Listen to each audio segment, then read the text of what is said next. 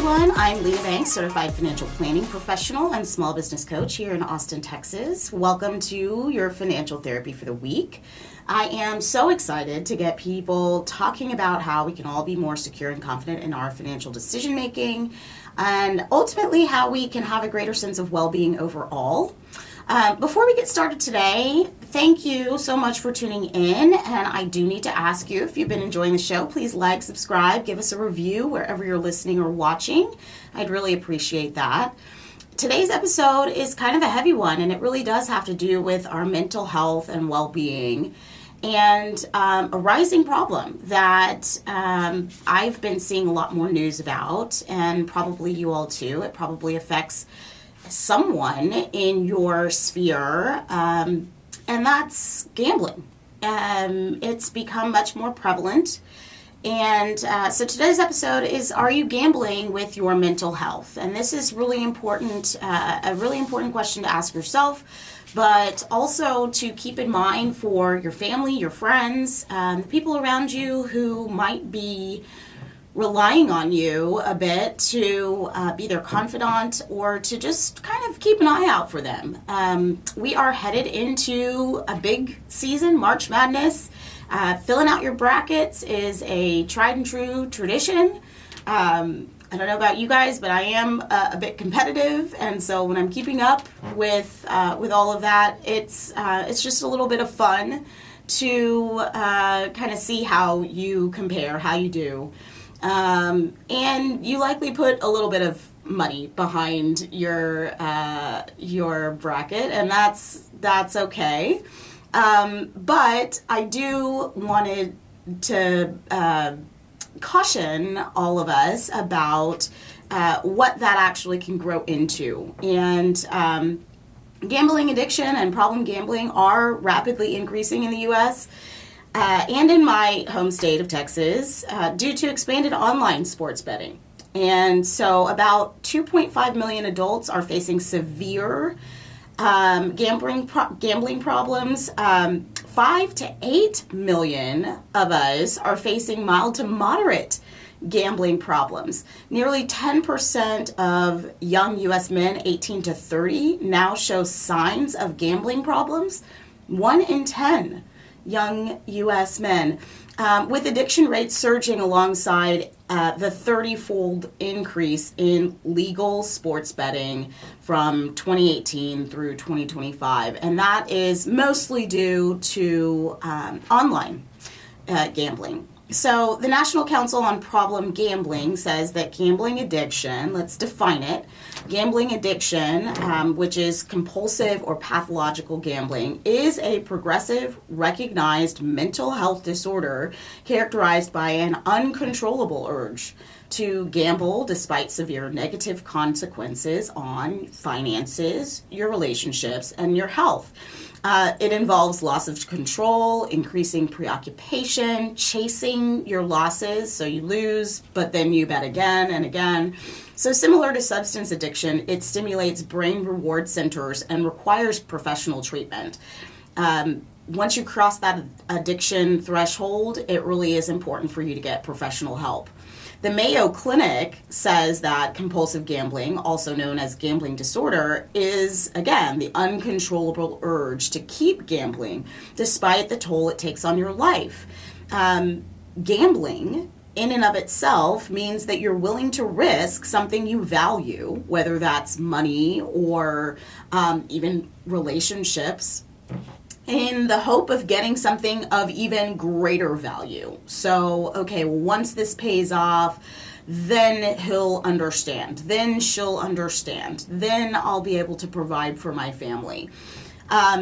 Again, gambling can stimulate the brain's reward system, much like drugs or alcohol can, leading to addiction. So if you have a problem with compulsive gambling, you may continually chase bets that lead to losses, use up your savings, create debt, and then have nothing to show for it. And you may also be hiding your behavior and even turning to theft, fraud, lack of transparency with your financial partners in order to support your addiction. So That's kind of the definition from these two organizations on what problem gambling, compulsive gambling, or gambling disorder is about. And so, I mentioned earlier online gambling. So greater access to these tools for gambling has really led to increasing concerns and increasing abuse of those platforms. So JAMA, which is the Journal of American Medical Association, internal medicine study published in 2025 found that nationwide searches for "Am I addicted to gambling?" increased by 23% in early 2026. And so that indicates a rise, it increased by 23% leading into 2026, indicating a rise in awareness of the problem. So we've got since 2018, when kind of online gambling opened up, the idea of people really struggling and to understand whether or not this is a problem that they have access to these platforms has kind of increased awareness around gambling as a potential addiction. And so that increase in searches for "Am I addicted to gambling?" that translates into 6.5 to 7.3 million searches, depending on how you calculate it. So that goes back to what we were saying earlier. 5 to 8 million of us are facing mild to moderate gambling problems, and we're becoming aware of that as a problem, as a serious issue. There is a growing hidden crisis among young adults and teens. So I mentioned young men, but helpline calls from individuals aged 18 to 24 have increased over 60% since 2019. Again, since things were kind of loosened up in 2018. Wallet Hub says that Texas ranks number 11 of the 50 states in the most gambling addictive states list. So despite being the 26th most friendly state to gambling, somehow we are third for gambling problems and seeking treatment. So again, it's like this is happening. We're kind of cluing into it a little bit, but we're seeking some help. We're seeking some advice. We're seeking to understand whether or not this is really a problem for us. But it seems to me that we haven't quite nailed down what to do about it. So this greater access since 2018 to some of these sites, platforms, especially online, is really leading us to kind of question what's going on. And so, Texas ranking number 11 in the most gambling addicted states. Again, even though it's the 26th most friendly to gambling, it's actually illegal to gamble here in Texas. But if you have access to it on your phone, that's obviously something that is at least under-regulated for us here, and has led to us being third as far as gambling problems and addiction treatment for gambling. So mobile sports betting, as I said, has grown at breakneck speed in recent years. So according to data from Odds Assist, the total handle, the amount wagered by U.S. regulated sports books, reached roughly $149 billion with a B in 2024, up nearly 25% just from the year before in 2023. So that is separate even from online betting. Mobile sports betting has increased dramatically. And then a survey by Siena College Research Institute found that as of early 2024, about 19% of U.S. adults, including 39% of men aged 19 to 49, have an account with an online sports betting service.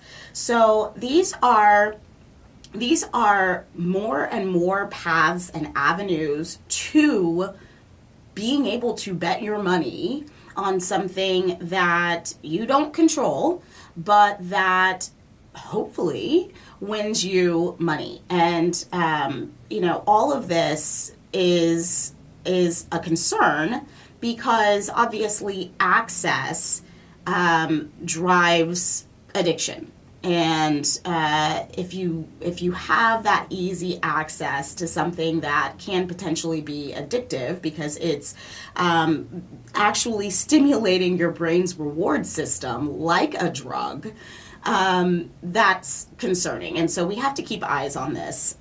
So what are some more trends? The younger demographic. So people in their early 20s are the fastest growing group of gamblers. And so this is why it's really important to keep an eye out for your kids, the young people around you. They might not fully understand the addictive patterns or qualities to this just yet. Up to 5% of adolescents and young adults are developing a disorder in this area. There is a lot of online dominance. So online or mobile gamers are 5 times more likely to gamble 24/7 than those visiting physical locations. And again, it's just about convenience. It's about access. And then there is an increasing risk with the rise of online sports betting. So even when it's illegal in the state, as I mentioned, it is in Texas, the casino is in your pocket the whole time. And, in actual casinos, the whole point, there are no clocks on the walls, right? Everything's kind of dark. You can't see the time of day. You're fed drinks constantly. And the idea is we want to keep you here so that you'll keep gambling.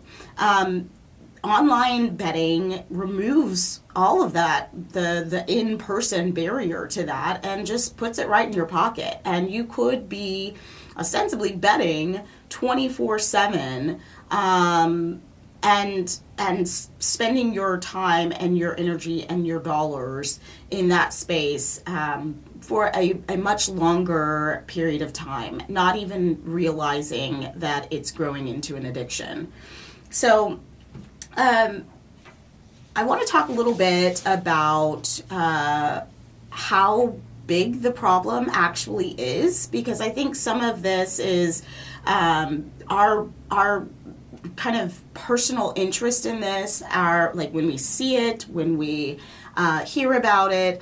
I think the message that we sometimes get is that that's somebody else's issue, that's someone else's problem, it's not that big of an issue.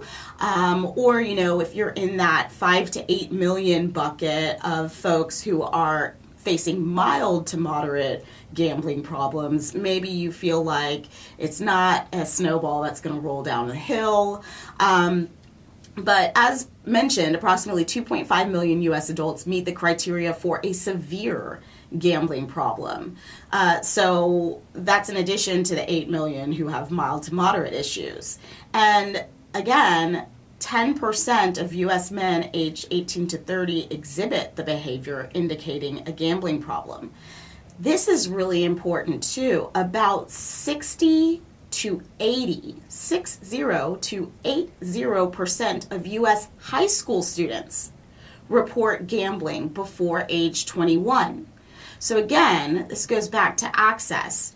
We are very used to nobody under 21 being let into a casino. But if you have the tools to gamble from your phone, that indicates that the prevalence of these tools are really potentially becoming a serious public health issue. So if 60 to 80% of U.S. high school students, obviously people who are under 21, report gambling before they're actually of age, that is a real concern. And so it's important for you to keep an eye out for this as an issue. If your kids have any level of access to internet or to these tools, because obviously there are very few restrictions in place keeping folks from proceeding with an account and actually going through the process of gambling. Many people would not allow their kids to have drugs or alcohol, certainly not without their understanding of what was happening with those drugs. But online gambling is something that I think we've kind of turned a blind eye to, maybe not taken as seriously as we need to. And like I said, since all of this has kind of turned since 2018, when some of these restrictions were lifted to online gambling, I think a lot of people have been kind of slow to realize that this is actually happening, that this is actual thing. I'm sure plenty of people have seen commercials for gambling sites, gambling platforms, and kind of, not really focused in on the idea that this is being marketed aggressively to kids. It's being marketed aggressively to anyone who needs instant cash, wants that instant gratification of winning $1,000. And that's really exciting, but it's also obviously a problem. You don't always win. And right now, the way that it's being fed to people, I think, is as easy money. And that obviously gets really dangerous when you are in a debt crisis, or you are young and earning a little bit of extra cash seems like a really good idea. And then the next thing you know, you have trained your mind to be interested in continuous betting on these platforms. So 79% of Americans do believe gambling addiction is as serious or more serious than drug or alcohol addiction. And so we understand that it's a problem. But 96% of gamblers in some studies appeared to lose money to online gambling instead of earning. So we understand that it's a problem, just like the behavior of it, but obviously people are still engaging in it. And as I mentioned earlier, it's not easy money. 96% are losing money potentially online. And so that is it's a reason to look at this more clear-eyed and say, this is just like a casino in my pocket. This is not easy money. This is actually a way to siphon money from me. And we should see it for what it actually is. It really is a problem. So there are some regional hotspots. There are high rates of gambling addiction in certain states. I mentioned Texas in some studies has been listed as number 3 with gambling addiction, but that's based on stats for who seeks treatment. So all of these stats that I've provided are because somebody has actually reached out for help. It feels sadly as if this might be just the tip of the iceberg, and there's a lot hiding underneath.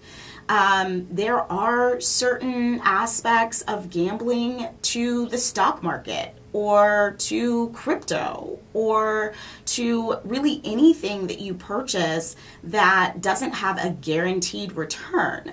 And so in some instances, it does make it kind of like an addiction that needs to be, or a behavior that needs to be managed and checked in on to make sure that we're actually coming at things from the right spot, instead of having some sort of a panic attack about the idea that,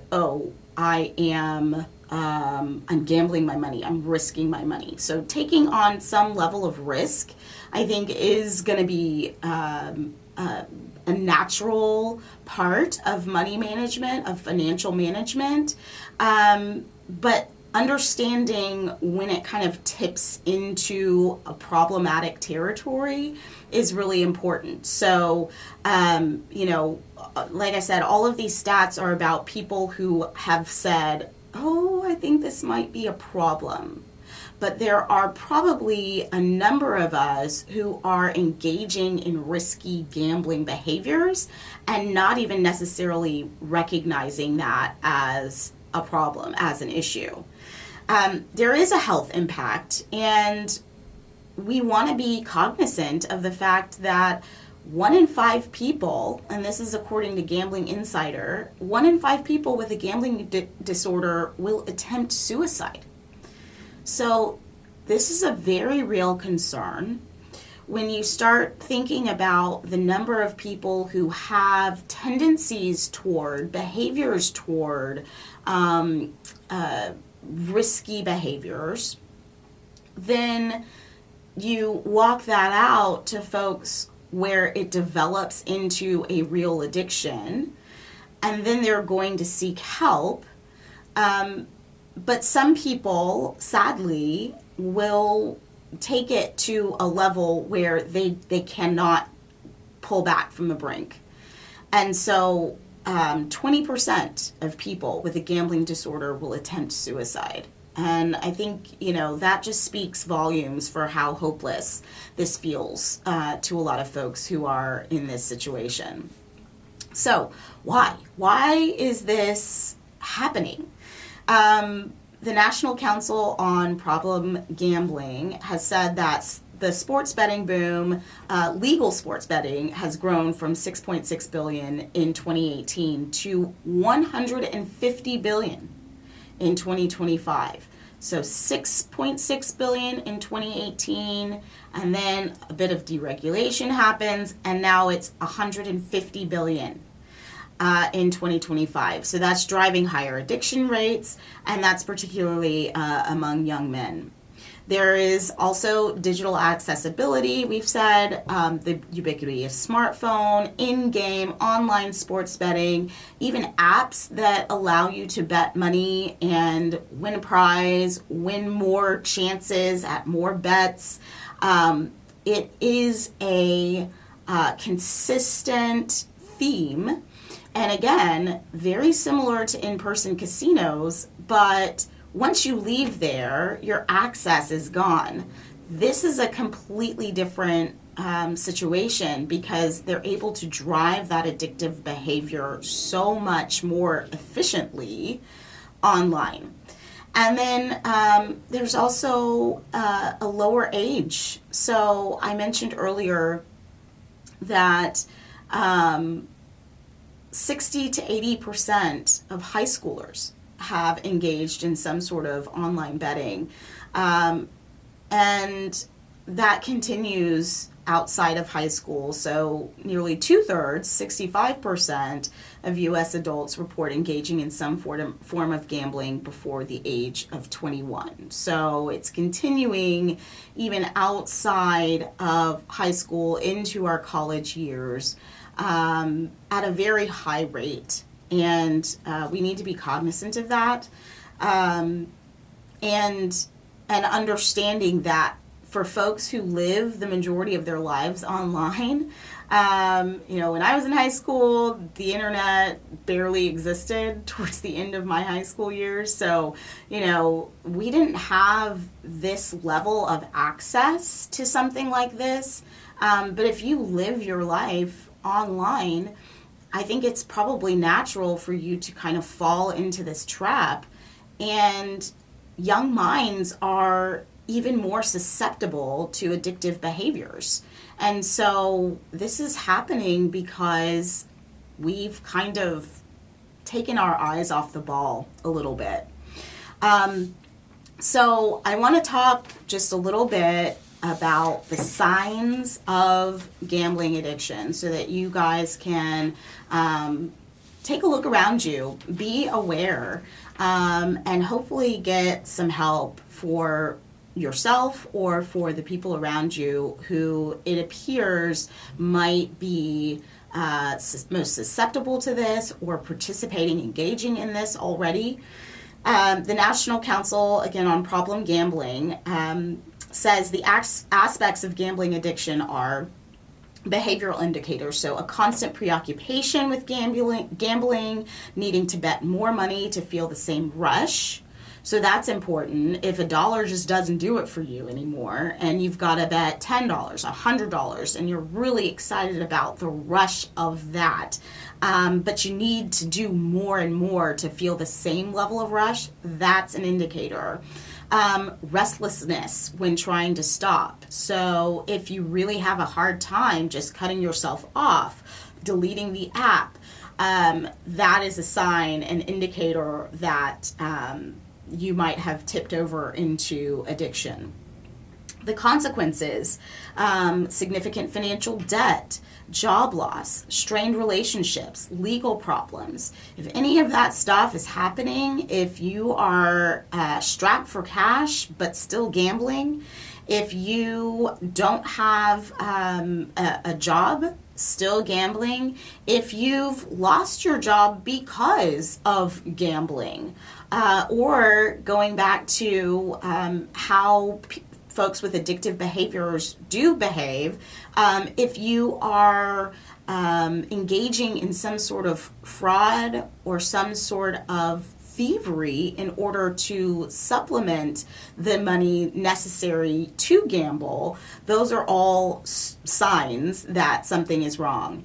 And just like with other addictive behaviors, if any of this is affecting your relationships, the amount of time you're spending with loved ones, the amount of interest or engagement that you're able to have with loved ones, those are signs that this has crossed into territory that really is addictive in nature.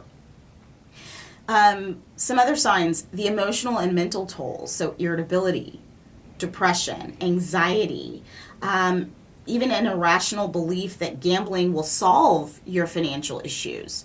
One thing that I see a lot as a financial planner and coach and business coach is that folks always think something great is just around the corner. It's how our minds are just generally trained. We don't plan for failure. We plan for success. We get excited about success. We do see the silver lining to a lot of things. When it comes to gambling, that's very detrimental because it keeps us from planning for practical things to happen. And not even necessarily for failure, but just for a nice, even path to our financial success. And so if you are of the belief that gambling, that quick fix, essentially winning the lottery, is going to fix your financial problems, that is a sign that you've crossed into an addictive behavior instead of just something for fun. And, I mentioned earlier that one of the reasons why we're even seeing any of this as a problem, as an issue, is because people are reaching out for treatment, which is great. But while gambling addiction is a chronic condition and does need to be managed, it is treatable through therapy. Cognitive behavioral therapy can be very helpful. Support groups, knowing that you're not alone in having these feelings, having these anxieties, having these concerns is really important.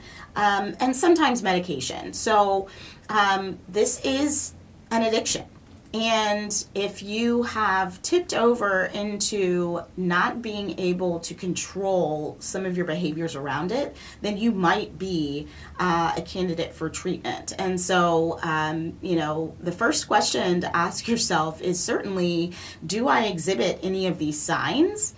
And I think people are starting to ask that question more and more often with that Google search of, am I addicted to gambling, becoming so much more prevalent over the last seven years. And leading into this year, jumping by almost a quarter. So, millions of us are noticing some of these indicators, but going ahead and kind of taking the facts for what they are, taking those signs for what they actually are is really important. So coming to terms, a little bit of a reality check that this is a real problem, that if you see any of these signs or behaviors, these indicators, that you need to do something about it and seek help, seek treatment, encourage others to seek help and get treatment before it does tip itself into something that is kind of is a snowball running downhill, and have some very serious mental and emotional health consequences. So all of that said, this is kind of a need to bring to your attention episode that this is seriously affecting people's mental health. Specifically, younger people are engaging in this more and more frequently, even before the age of 21, and that there are some areas to get real help for this before it becomes a problem, before you tip over into the 1 in 5, 20% of folks with a gambling disorder who chooses to attempt suicide because it does feel so hopeless to dig yourself out of whatever hole you're in. So for immediate help, I have some notes below for the National Council on Problem Gambling, also the Substance Abuse and Mental Health Services Administration. So if you or someone you know is struggling, help is absolutely available, and you can get confidential 24/7 support if you contact either of these organizations. I know that there are others, but these two popped up in a lot of my research on this, and I really, really encourage you to just be mindful, be open to the possibility that if 60 to 80% of high schoolers are engaging in this, if 65% of folks under age 21, if 10% of U.S. men under 30 are exhibiting behavior indicating a gambling problem, then you're not alone. What you're seeing is probably an issue. And if it rises beyond, fun and games and losing a bit here and there as part of something that you do for fun, and you're increasingly seeing some of these signs, it is important to get help. And the earlier, the better, the sooner, the better. So please take care of each other, take care of yourself. And I will be back next week with another episode.